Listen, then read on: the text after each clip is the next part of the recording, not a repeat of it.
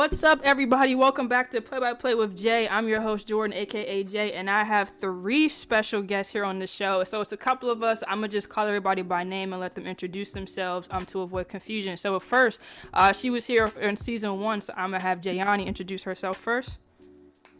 Hey y'all, I'm Giannis Smith. You guys hopefully y'all were tuned in last season, but just a little bit more background about me. Another University of Maryland graduate, go Terps, everybody in here. But grew up playing a host of sports, basketball, soccer, softball. I'm currently working in sports right now, so shout out to all the women in sports as well. And also, if y'all haven't gone and copped y'all WNBA hoodie, y'all need to go cop. So I need mine. All right, next I'm gonna go Amir. Hi guys, first time on the show, so grateful for getting an invite. But my name is Amir Sharif, like Jordan said, also a UMD attendee. In terms of the sports that I played in the past, did football for 8-9 years, played some baseball, did a little bit of boxing, karate, dabbled in swimming for a quick second. My man, he out here. Out here, you know. A little bit of everything. Yeah, just a little bit of everything. But my main number one, the sport that I played in high school all 4 years, was football, and then my second most played was baseball. So I did baseball for 4 years in middle school when I was on my football hiatus. And then last but not least, we have the one and only Daniel Dore. What's up, y'all? Thank you so much for having me on, Jordan. I'm Daniel Dore. I didn't think anyone else mentioned this, but I'm just going to mention location. I'm from New York, so it's very, very important to me. Also a UMD alum, currently working in digital marketing, and just growing up, I was big, still am, just into basketball, and I also ran track. So those are the 2 sports that I stuck mostly to. And, in terms of nowadays, just still addicted to the NBA.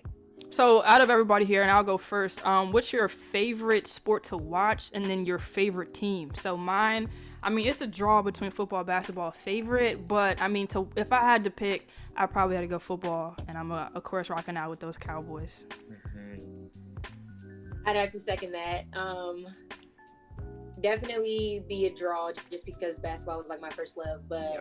I love football. It's a match to watch, and especially live games. So definitely football.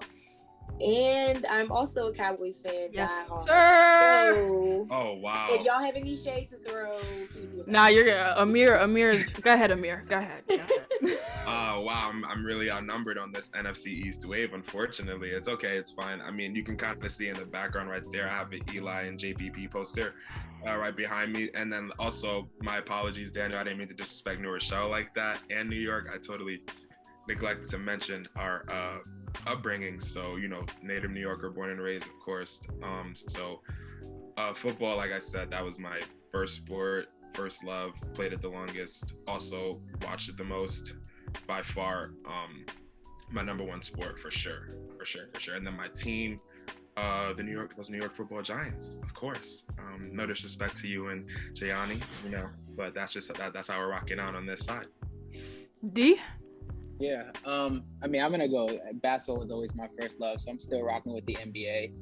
But I will say that I want to give Amir some credit here. Definitely, living with him throughout college, I started to pay more attention to just how complicated football is, and as I started to kind of learn more from him, I actually started to enjoy the game more. So football is kind of neck and neck right there. But I'm from New York, but I'm actually a Packers fan. So not the ending that we wanted this year, but I'm still rocking out with Aaron. But y'all future is so promising to me, honestly. Yeah. Real quick, look it out there. Is Aaron going anywhere, or is he staying in Green Bay? He's staying. He's under contract for the next couple of years, making big bucks. He's staying. Okay. All right. So the question, I feel like all of us here, I wanted to specifically get 2 women, 2 men, and people who I think know what they're talking about. A lot of people in the sports world, they talk about a bunch of nothing. It's the same thing on a loop, and it's just gas just coming out.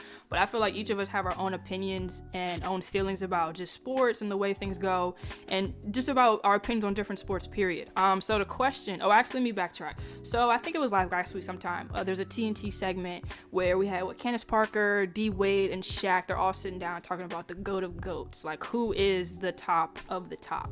So the question that we're gonna ask, the question that they asked. So in a room full of GOATs, who's sitting at the head of the table? If we had like a whole table spread. So I'll go first. So everybody on the Zoom right here, we're gonna give our top 5 in order of our GOAT of GOATs. So my number 1, I'm going, hold on, let me pull up my list. And we can give our arguments after everybody gives their list. But now my number 1, Serena.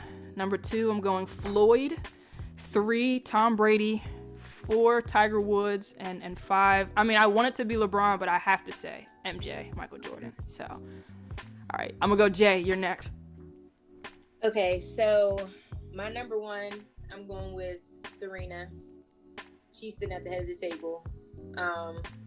Number 2, I'm gonna have to go with Floyd Mayweather too. Number 3, I have Michael Jordan. Number 4, I have Kobe Bryant, and then number 5, I have. Sorry, I just drew a blank because I had a list of people afterwards. Yeah, now we gonna get into it because it's definitely it's a spread, but number 5 though, I have Usain Bolt. Ooh. Wow. Oh. I was okay. I love that. Oh, you see, this is why I brought this. This is why this is the round table, because he wasn't even in my. All right. I'm gonna go Daniel. I'm gonna go Daniel next. Yeah. I have Jordan at number 1. I have Bron at number 2. I have Tom Brady at 3. I have Floyd at 4. And I can get into my reasoning at this at 5. I grouped Serena, I grouped Tiger, and I grouped Michael Phelps into one category. And I can definitely get into that whenever we start. All right, and then Amir, you're 5. So my number 1 is Mr. Brady. My number 2 is Serena. My number 3 is Mr. Woods, Tiger. My number 4 is Mr. Jordan, Michael. And then my number 5, I have LeBron, kind of just right beneath Michael for the time being right now. So the consistence, I think that everybody had, Serena was in the list. I think Floyd's in everybody's list, and I think it wasn't in Jay's list, but Tiger was in 3 of our lists. So like, anybody can start, but like, how did you come about like creating your list? I mean, I can kind of just lead it off, because with me personally, I think we all put Brady. Not Jay. For me. So wait. Say every single person that named Brady. But okay, fair enough. Okay, wait, so is he? Wait, hold on. Before you get into it, Amir, where does Brady fall for you, Gianni? Like, is he? So he's in my list, like underneath. Okay.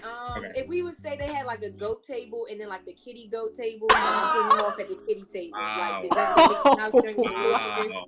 But we can get into that though. Wow. All right. We're gonna put a pin there. All right, Amir. Totally. Biased, I love the energy though. Yeah, I love the energy too. All right, Amir. So yeah, go ahead. Start us off.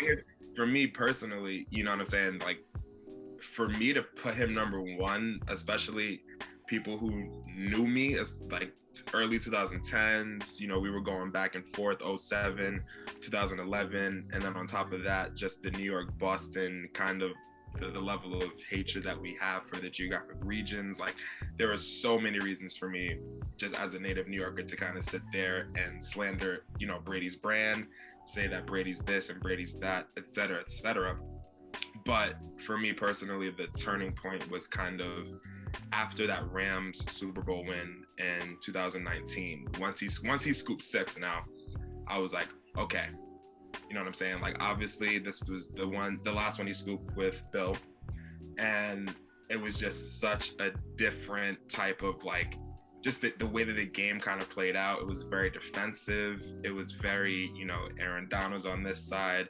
We got Tom on the other side, who's really about to come out and, what I'm saying, with the top spot.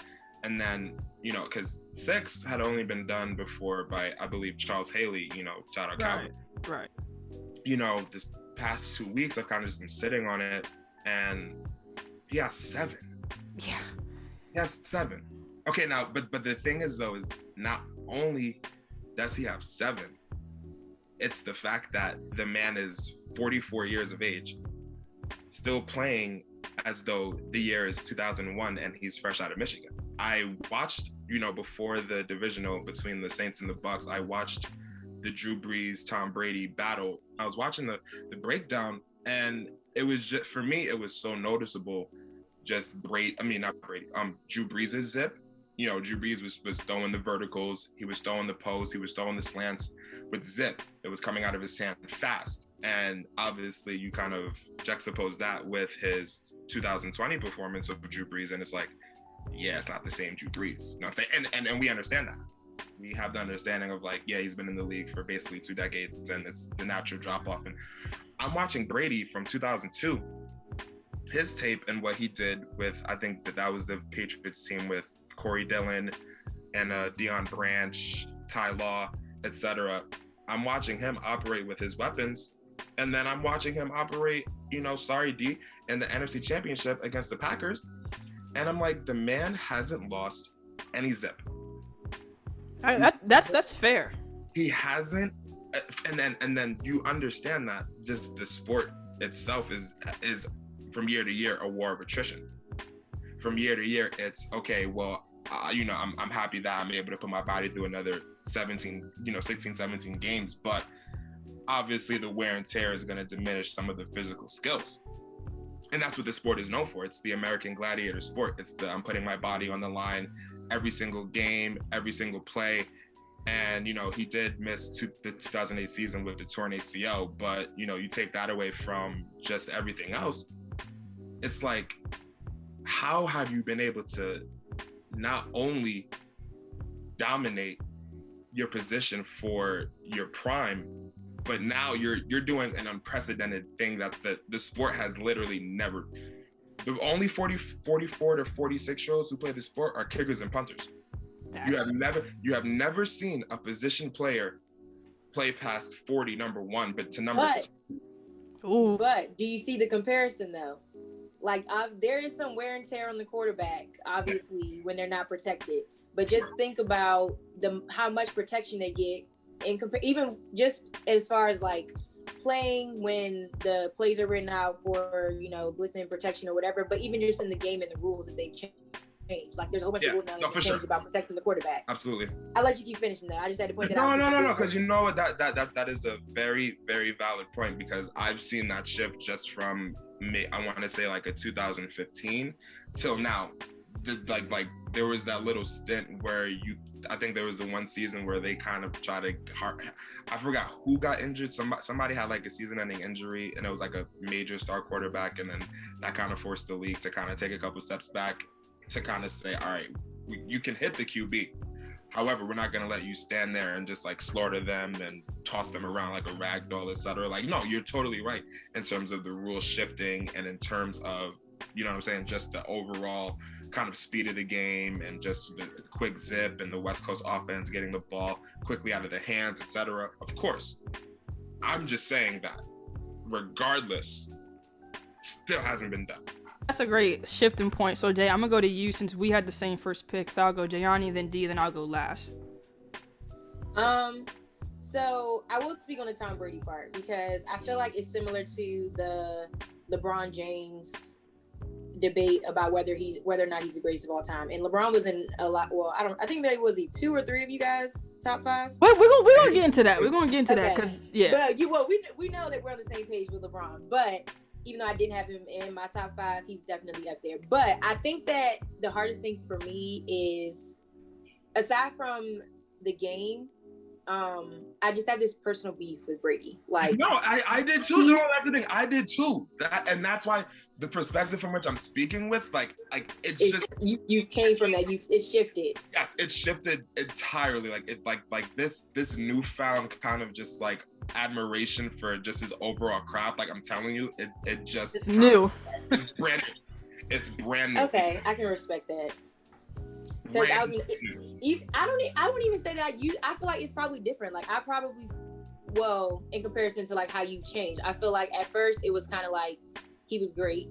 It was no debating that. And then as of more recently, probably since like the Trump stuff, I'm just gonna keep it real. Like that has really like put a stain on my heart as far as like how I like respect him as a person. And so it's one of those things where it's like I can't take anything away from your game. You're definitely one of the greatest football players in history. Like there's no taking away from that. But for me to put you at the table to talk with the rest of these goats, like I just can't do it. I don't know. Understood. And so I think that the other thing, and then I can start to go into my list now, is that there's I always wonder like and you guys can talk about this too, like what were your I guess stipulations of how you decided like who was the greatest? Like was it their accomplishments? We could definitely then you have to compare like individual sports versus team sports, because that's one of the main reasons why I put Serena and I put her at the top of the table, because individual sport is a whole different game. Like most of my life growing up, I played mostly team sports. I think the only sport I played that was individual was track, and even then like you have relays, and like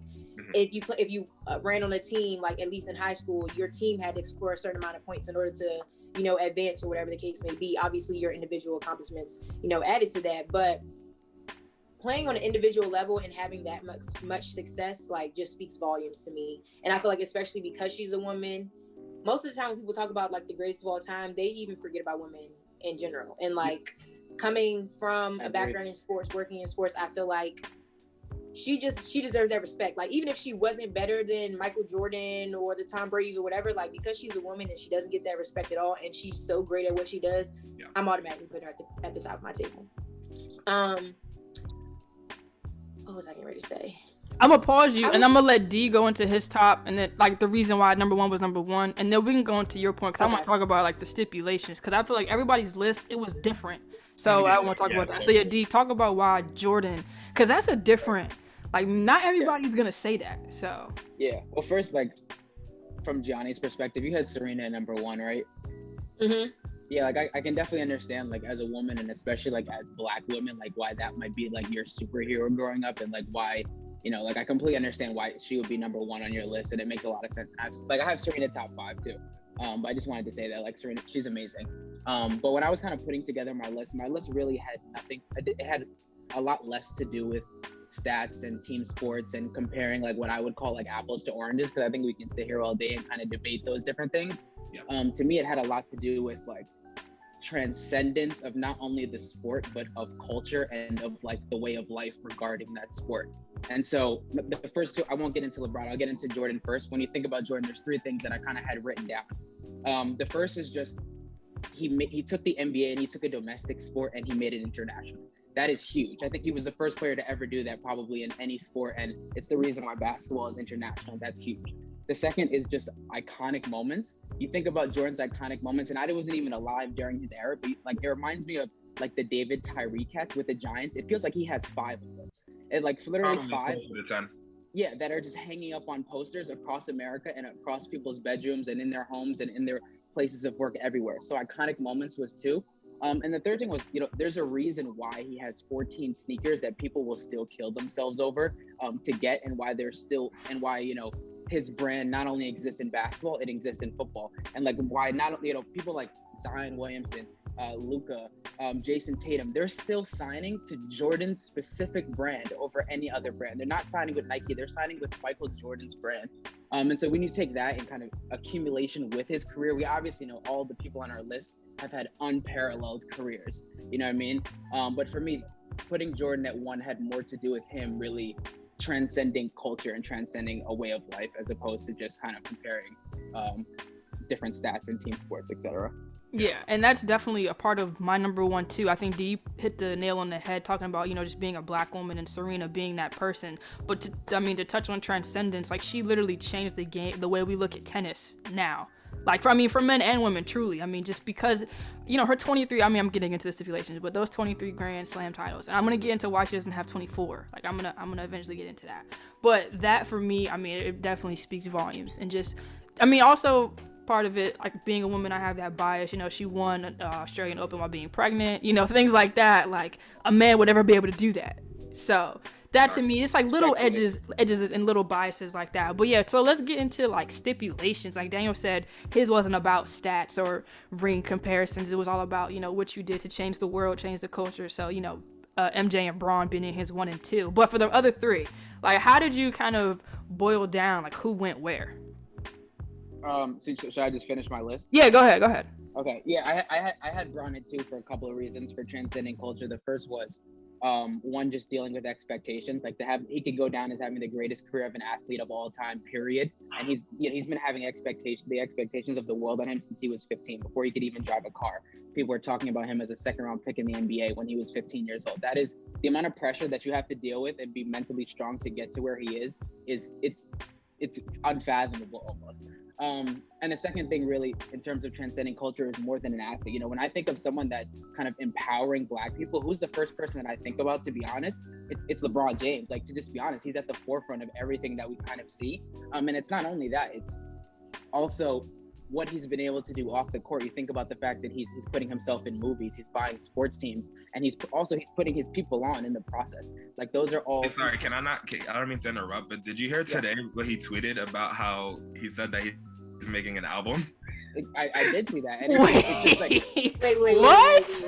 He's not doing any rapping. He says that he knows a lot of people who can rap really well, though. So what I'm thinking is he's gonna try to shift himself into the DJ Khaled type of space. So I'm not gonna lie. That last Chains album that he had a hand in, it wasn't like that. I didn't really like it like that. Yeah, I gotta run it. So I mean, I need him to have a redemption album. But keep going, D. Keep going. Yeah. So it's really for those two reasons. Like, LeBron, he's transcended sports business. You know, he's building schools. He's doing all these different things, and you know, just in accumulation with his career of probably going down. He could have the greatest career ever. Period. I had him at number 2, and that's just been my idol. And that's been like, who have I grown up with? Like, it's LeBron James. You know what I'm saying?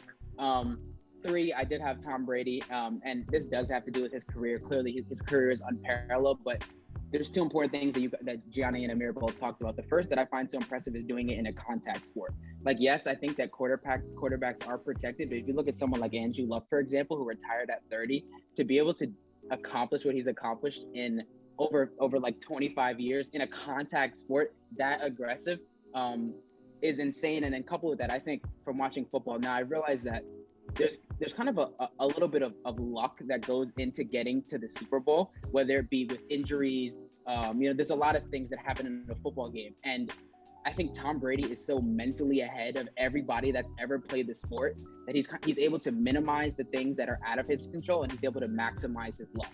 And so he's won 7 Super Bowls and had the greatest career to this date that I've ever seen. I had Floyd at 4.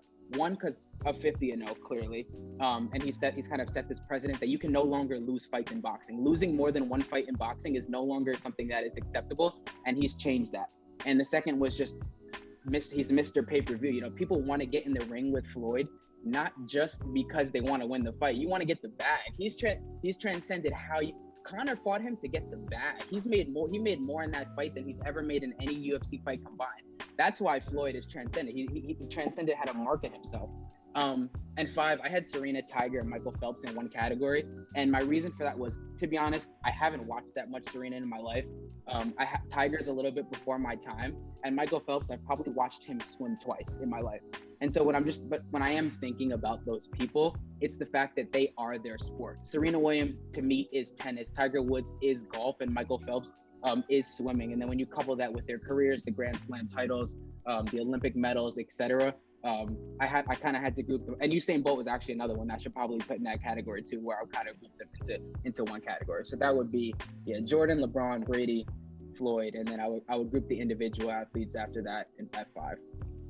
So I do have a question for you, and I think that you guys might have like made a face, or was like there was some type of reaction when I like mentioned Kobe.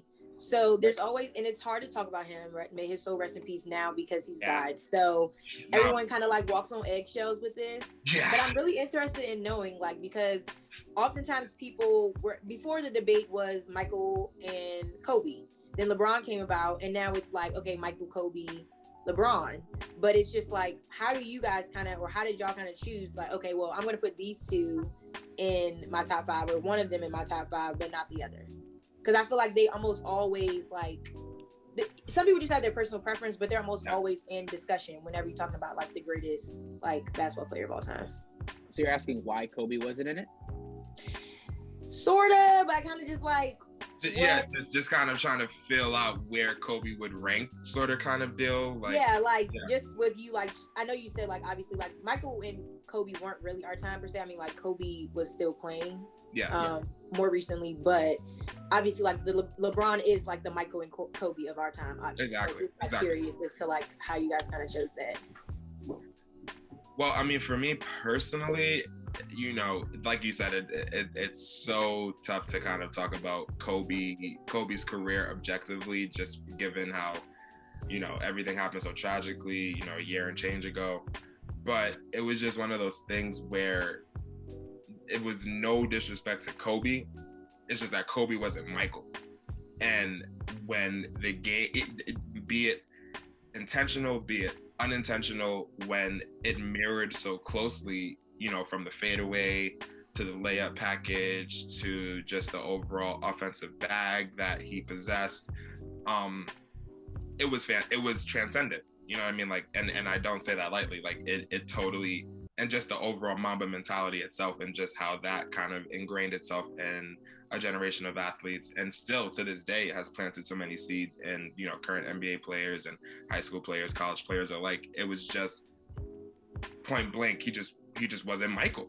You know what I'm saying? Like, Michael, had the 6'6", and Michael had the shoes, and Michael had the movies, and Michael had the Ferrari with the drip and all of that. And then for Kobe, it was just like, unfortunately for him, his timing didn't really align for him to kind of separate himself enough. Like, if Kobe had kind of, let's say, Michael was, from the 90s and then early 2000s, if Kobe had came out, let's say, in like a 2045, where we had enough time to kind of have Michael's brand separated, and our, enough time had passed to where, we understand he's his own entity, and then we're like, oh, whoa, this is Kobe.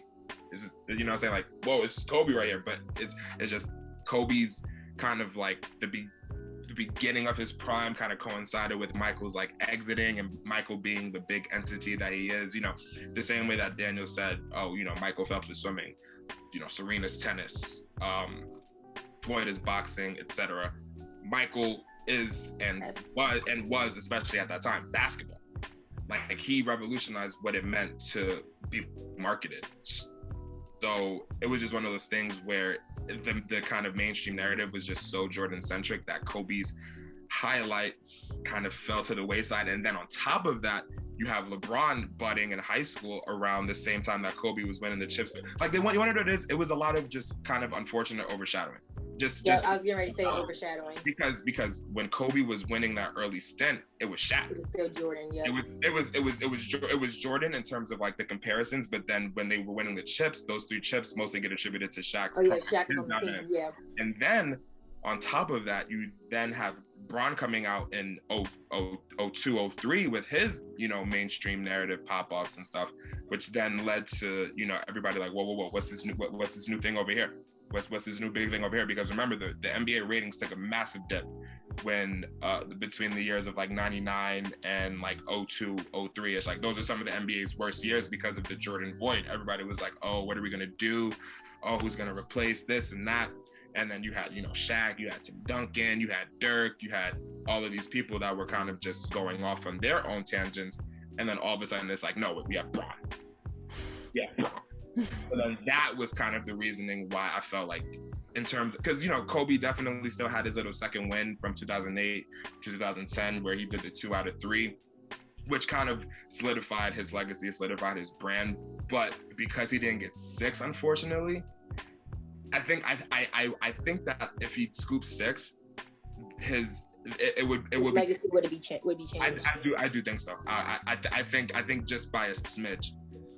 For me, it's just like Jordan did it first, like if Kobe would have been born, in a little bit earlier, I mean, it would have been the reverse. Like, the whole I want to be like Mike, like that whole worldwide campaign, like the shoes, the Gatorade, the commercials, I feel like, because like I said, Kobe, modeled his game after Mike, the same way that Naomi modeled her game after Serena, like people modeling their game after Bron. Like, somebody's always going to be first. MJ was just first, like I definitely feel like if there was no MJ, Kobe would have been that. Like, he would have, his brand would have been, even more significant than it was, because Kobe does have his shoes, but they're not Jordans, Kobe does have his gear, but it's not Jordan brand. You know what I mean? Like, but Jordan did it first and did it well. Like, Jordan did it first and well. Exactly. So, yeah. Commercial break. Jones barbecue and foot massage. Jones barbecue and foot massage. Better come down here. And now back to your regularly scheduled program. I think Daniel was the one who brought it up yesterday, because the 3 of us have a group chat and we talk, everything all day long. But so Serena, we were just talking, the four of us, Naomi versus Serena last night. Serena lost. I guess another heartbreaker if you're a Serena fan. But Daniel brought up a good point in our text. Serena, and the criticism that she gets when she loses versus other GOATs, because she's definitely a GOAT. So versus other GOATs when they lose, because and I'm throwing it out there because just when Braun loses, it's the world. So I'm not even gonna get into it because everybody here is a LeBron fan, so I appreciate that. But like, that's a perfect example. Like, he's losing, and the world's ending, and he doesn't. I don't know. He's not making clutch shots. It's this, it's that. But when she loses, it's just like a pat on the wrist. So like, how do we differentiate, or how do we determine how players, GOATs should be criticized based on that major title loss? I'll start just because I actually tweeted something about this last night. I feel like she only gets this much crap because she's a woman. Like, they always talk about her attitude, her anger. Like, when she was emotional when she left the court last night, they were like, oh my God, like, is this her last time? Was that her trying to say that she was going to leave? Like, then everybody was talking about her getting emotional in the interviews. Like, it's always just, and it's worse because when you're a Black woman too, they always hang it up to like, oh, like the angry Black woman, or like they're too emotional and all that. But even when they were comparing Naomi to her last night, they were just like, she beat her at her own game, and they spoke to her being so much more calm. And I'm just like, that's irrelevant. Like, when you're playing a sport, you're aggressive, you're competitive. When you're a woman, you're fierce. Like, I just don't understand why they have to always bring it back to that. Like, when white women are angry when they're playing tennis and they throw their racket or they pick their bags up and they leave the court angrily, oh, she lost, she has every right to be mad. But when Serena gets mad, it's like, oh my gosh, like, I don't understand. Like, first of all, when you're that successful, when you claim so many titles, you're expected to be that angry. Like, you're the greatest of all time at your sport. Why wouldn't you be upset when you lose? It's unfathomable to me. I just can't understand it. Like, why? I hate tennis commentators, and I don't even watch tennis unless it's Serena, but I hate tennis commentators. Yeah. So that's my take on it. We're basically talking about the biggest, most elite roundtable of athletes to ever exist. You know what I mean? And I'm just kind of like, expectations multiplied by performance equals the level of critique that's coming on the other side. So the big variable there is the expectation, because the expectation now can come from, before you even started the sport. It can come from a comment that you said 2 weeks ago. It can come from, a media leak about your attitude in practice, whatever the case may be. But be it as it may, athletes always hear things through the grapevine, so they already know what the potential narrative is going to be either which way. So you have the expectation, then you have the actual how that specific athlete performed on the stage that's in question. And then on the opposite side of that, you multiply those out, and then you kind of just get the level of critique. So for example, now, as Daniel stated previously, LeBron came into the NBA with, I want to say only Kareem had more lofty expectations, just, because Kareem dominated UCLA 3 straight years and greatest, to me, top 3 greatest collegiate athlete all time. That's another conversation for another day. And he very sneakily, he can come to this table at any. Yep, I was gonna say that. Definitely can. He can come to this table at any given moment in time. He can pull up, and it's not gonna be one of those like folding chairs. Like, he's getting a padded chair. You know what I'm saying? Armrest, padded lower back, etc. Whatever he wants, he's gonna get, because he got 6 of them things. Yeah. Got 6 of them things. So either which way though. So, Bron came in with some of the, especially for his age, he was 15, 16 with literal Hall of Fame expectations, Hall of Fame weight on his shoulders. So then you kind of combine that with, like I was talking about before, just the overall NBA's lack of ratings. Just they took a big dip, and they were trying to find somebody to rally around. So obviously that all got shifted to Bron's shoulders, to his plate. And what it led to is just a media firestorm, the likes of which I've never seen. It's like, okay, well, he can come back from down 3-1. He can, you know what I'm saying, win the 3 rings, and he can win all the MVPs and hit his Olympic golds and all of that. And then still, there's still questions. There's still questions as to, does he care? Like, is he still the same player? Is he this? Is he that? And then you come to the 2018 playoff run itself, one of the greatest that the sport has ever seen. So just to overall answer, you know, what you propose, I think that most of the time, just the differences between the athletes, you know, just given their respective sports, the actual expectation is probably the biggest driver and the variable between how they can critique the wins and the losses, like within the margins. This is a very, like, in some ways it can be a very sensitive topic because there are a lot of layers to like these things in particular.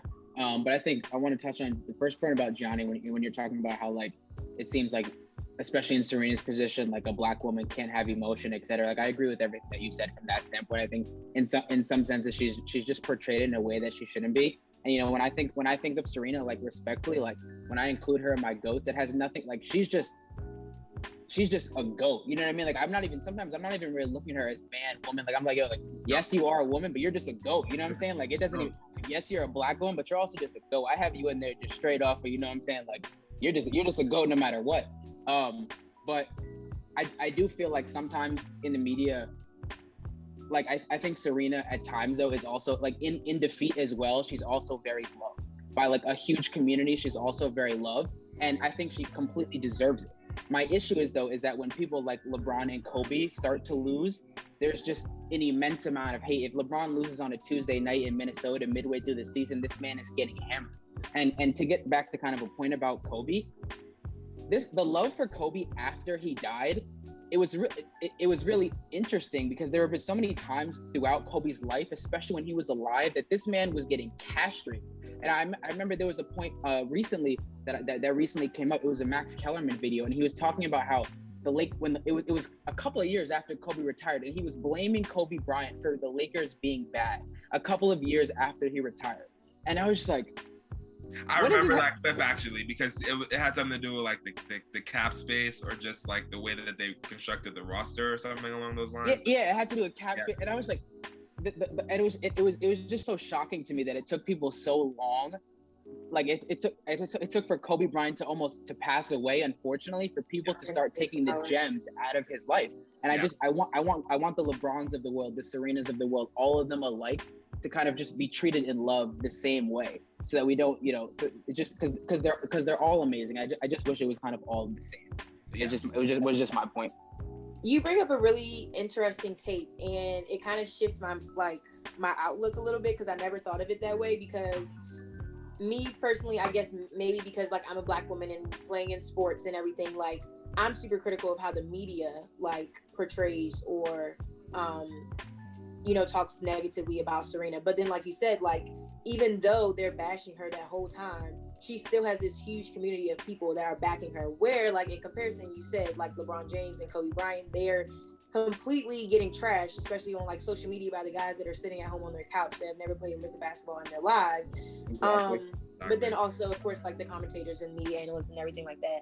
But it's just really interesting because I never even thought of it that way, that, like, despite the negativity that surrounds those types of situations when she isn't successful, she still has that community of people that are like backing her, whereas like those other guys don't. And I haven't really thought about that, and I really would I guess like to take more time to think about why that's even the case, because I definitely have never looked at it in that light, like, ever. So I mean, and kind of in the same respect, now that you're saying that, I kind of just have this like dichotomous view where you have Serena on one side dominating how she did, and then you have Tiger on the other side dominating as he did, and they both kind of share that space of right or wrong. They have that same level of unconditional support. And is it maybe because like it's an individual sport, and the fans of the individual sport kind of feel like I think they kind of feel an obligation to kind of fill the team space, if that makes sense. You know what I mean? I was gonna say, and then also I feel like the fandom of those guys, well, girls and guys, is different just because, like I said, like I'm not really like an avid tennis watcher, nor do I watch golf. But if you ask me like who my favorite golf player is, or who my favorite golfer is, or who my favorite tennis player is, I'd easily say Serena and Tiger. And so I think that it may even be different just because like people that like LeBron or like Kobe or are a fan of the game, they know the game, they watch the game, they follow the game. They would even try to say they may be even experts of the game. So they're always trying to like criticize what they're doing right, what they're doing wrong. Whereas on the other end, I have no clue what Serena could have did differently for her to end up winning that match. And so that it may even be like the difference in that, because it's like, I'm just rooting for everybody that's black type thing, or I just like her because she's really good, or he, you know, is one of the greatest golfers of all time. He just happens to be black, or he looks like me. Whereas like I know the game of basketball, so when LeBron does this wrong, or when Kobe does this and the team that is with him is not, you know, up to par or whatever, then I can completely clash with them because I know what should be done differently. So I feel like that may even play a part in it too. Yeah, I definitely think there's different I feel like honestly, even the whole conversation we're having, it's all opinion based at the end of the day. That's what it all boils down to. Preference, who you like, who you want to put where. But there are, like we discussed initially, there are like set names who wherever you place them, they still should be there. Your Serenas, your Floyds, your MJs, your Brons, your Michael Phelps. I mean, Usain Bolt. I mean, we didn't even get into it for real, but that's a sleeper selection. But it's a valid one too. Like Usain has the wins, and he was stripped of one, right? Because of so teammate. So what, like, I mean, so are you, because you used to run track, so like, do you consistently watch? I think that probably played the biggest role in it, was the fact that I used to run track, and I would not even say I'm a track runner. So when I see somebody like him accomplishing those things and he's as fast as he is, I'm like, that is no easy feat. Like, when you think of, I also think it's when you think of like the greatest athletes of all time, and that's another reason why I always am hesitant to put Brady in like my top 5, is because when I think of like his athleticism, like LeBron is a great athlete, Serena is a great athlete. I think that Tom Brady, obviously he has a killer arm, there's no denying that. But as far as his athleticism, I don't really know. He has great football IQ, that you can't take from him. But that's, I think, why I kind of put Usain in that list of like the greatest, because when I think of greatest athletes of all time, aside from like accolades and their career stats and career highs and accomplishments, like I have to think of their athleticism. And so I think just with knowing that track is like not an easy sport for me, I hate running, I was like, he has to be up there just because, I mean, he has the accolades, but then the athleticism is like undeniable. So, and I think something we were talking about earlier, just the media and how, I mean, the media overall, and now Jay, you were like working kind of in the media behind the scenes. Overall, the media sucks. You know, you have your good, you know, silver linings, but overall it stinks. But I mean, one player in particular, and I'm trying to segue, he be looking for trouble. Kyrie, like I feel like he goes looking for the problem. So tonight, this is gonna come out next Wednesday, the 24th. We're taping this on the 17th. So tonight is the first time the Nets and the Lakers are gonna play. What expectations do we have? There's no AD, no KD. So what expectations do we have? Is this the potential finals matchup? I mean, are these injuries, like, do they level out? Is one weighted heavier than the other? Like, talk to me. I feel like, well, okay, I first want to say, I'll start with this. I have the Nets in tonight's game. But I think that because the Lakers have kind of built, I won't say they built their team, but they kind of built their team around like LeBron and AD.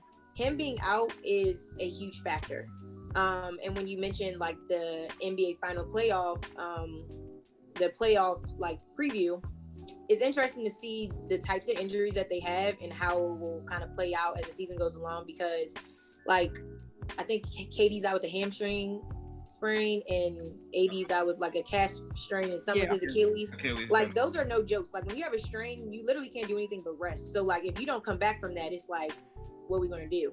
But I just feel like the Nets are kind of like still building their chemistry, and they have kind of been able to kind of figure things out on their own. Like even though it's a team sport, like they just have their like stars that are there and kind of have been able to produce while still trying to build that chemistry. Whereas like the Lakers are coming back off of winning a championship, and they kind of already have that chemistry, and now they're missing that key component to that team. And so that's why I kind of feel like they're not going to really be able to pull it out. I'd be surprised. Well, I say I'll be surprised, but it's also LeBron, so like I can't really be surprised if he does find a way because it's LeBron. But I just don't think that they're going to be able to do it without AD because he's a key component in their success so far. Yeah. I have a couple of thoughts on this game. The first is I think the Lakers have a slight advantage, and the only reason that I would say that is because the Nets are going to be missing the best player that will be out of the game.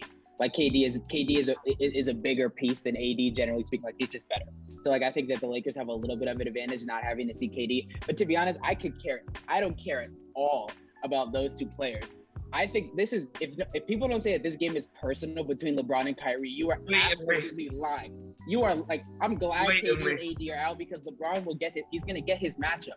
And you know, like the comments that Kyrie made, and then LeBron kind of confirmed that he took offense to them by responding in the podcast that we saw this summer.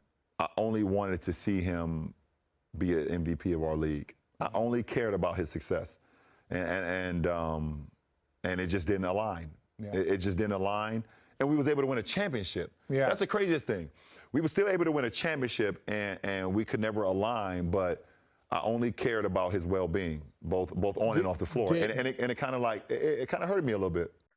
The level of disrespect, like I'm just so excited to see LeBron try to like. I want to see him get in pick and roll. I don't care who about, you know, this has no implication for me about who's going to win the finals or anything like that. But like, if people say that this game is not personal between LeBron and Kyrie, it absolutely is. And I'm so excited. Where is the game? Is it in Brooklyn or is it in LA? It's in LA. Okay. It's in LA. Amir? Vibes. What's your thoughts? You know, I definitely agree with both points put forth by Daniel and Gianni for sure. I think that the way that I'm viewing it is more from your lens, Jordan, that, I mean, you know, it wasn't discussed on this platform, but, you know, through the text messages, you had said that regardless of who's in or who's out, this is going to be one of those games that is going to get looked at as kind of like a statement game for like the MVP narrative related to LeBron. And, you know, like I had said before, like all these athletes hear everything through the grapevine. So he definitely knows that there's going to be a certain level of attention given to this, you know, national television matchup. Like Daniel said, those incendiary comments that Kyrie put forth in terms of KD being the first to really, you know, that he can quote unquote trust him to hit a big shot. You know, those are shots, you know. And while I do wish that it was a fully healthy Kevin Durant with a fully healthy Anthony Davis, so that we can get the full scope of where the teams match up, just for potential, I think the finals is for potential August purposes. Either which way, this is still a huge game. I'm gonna give the edge to the Lakers, just because of the lack of interior presence that the Brooklyn Nets currently possess. They have a DeAndre Jordan who's blatantly out of his prime, blatantly on the court just to take up space, but his role is washed. His role is to take up space in the paint, and he doesn't take up space in the paint when he needs to take up space in the paint. So he's just kind of there collecting his check and going about his business. He's Kendrick Perkins. That's what he is. Yeah, respectfully. Respectfully, yeah. Kendrick has a ring, so you know, either which way though, it's definitely one of those. It's going to come down to, you know, the last 5 minutes in the fourth quarter, just with the offensive output of a James Harden, the offensive output of a Kyrie. Sleeperly, Joe Harris is having an outstanding season playing the role that he plays. Jeff Green has been probably one of the most underrated players in the NBA. But I do think that it comes down to the last 5 minutes in the fourth quarter, where it'll be some drama. You know, some Kyrie hit a big shot, LeBron will come back, hit his shot, and then it'll definitely be like a down to the wire type of game. I just think that the Lakers pull it with their size advantage. Yeah, I mean, for me, I'm definitely going Lakers tonight too. The way Braun has been carrying these last few nights with no AD, I mean, granted they've been playing, back to back games in OT, but the way that he's been pulling through and like securing the W, like I'm taking notice to that. Like my man is 36, year 18. Year 18. Carrying his team like he's a rook. Like he's 36. He's 36. But I will say though, since you mentioned them playing and winning without AD, because we can't sit here and act like AD is not like a factor.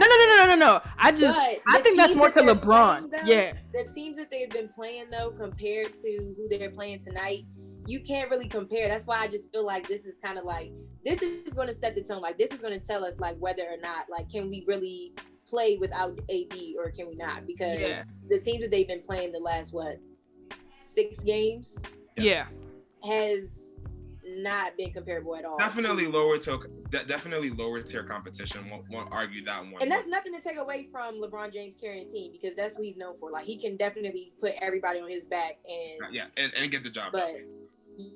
But I don't know. Y'all have made some really good points, but I'm sticking true to my point. I think you make a good point too. Like it's even, but like it's like the scale that just can't stay steady. It's like an even scale that just keeps tilting. If there was AD playing and no KD, the scale tilts. You know what I'm saying? Exactly. If it's KD and no AD, the scale tilts. So to me, that's what just makes. Sorry, Jordan. What's insane though is the fact that the Nets still have Kyrie and James. And that's why we're saying, but we're saying that because of LeBron's overall, just what he. LeBron still in that equivalency. So the greatness that just speaks to the greatness of LeBron. That even without. The second best player in the world in the game. Exactly. It's still an even matchup. Exactly. Nuts. Yeah, I looked at my phone. They just dropped the All-Star captain. So LeBron's the captain. AD's the captain. So was Beal? He wasn't an All-Star last year, right? One of the biggest. Yeah, so he's a starter this year. Yes, that's. He's. I am not big on Beal. That is. No. What do you mean not big? Oh boy, he did it. He did it. Daniel, not big on Beal. What does that mean? No, he's not big. He's not big on Bradley Beal's comment, because the comment is what shifted his context through which he views Bradley now. Okay, Daniel, I'll let him explain. Yeah, break that down. I just he's a great player. It's just like I just don't understand, what are we doing? Like he's I guess I respect staying with the Wizards. His family's here. He wants to get his bag. Like, you know what I'm saying? Like, as a grown man, I understand his decision. It's just like he's averaging 34 a game and the team is still cheeks. If he wasn't on the team, where are they? They're still last. What's the difference between his 34 being last in the East and him not playing and being last in the East? It's just not impactful to me, but that's just, I agree. I feel like he's definitely in his prime right now. Averaging 33, 34 a night. And I feel like, I hate to say it, but he is wasting away here in DC. Russ came and made things worse. I swear, I was like, that trade, even though it was a completely even trade to me, they're the same player. One's just a better mid-range shooter, and that's the one that we gave up. One shoots the better 3. That's the one that we gave up. Like, y'all bring Russ here, and he's shooting 1 from 15 from 3 every night. Like, he's averaging 15. Was he not MVP 3 or 4, maybe 5 seasons ago? I don't know. So, I don't know. The Wizards are a whole. I will say though, to Daniel's point,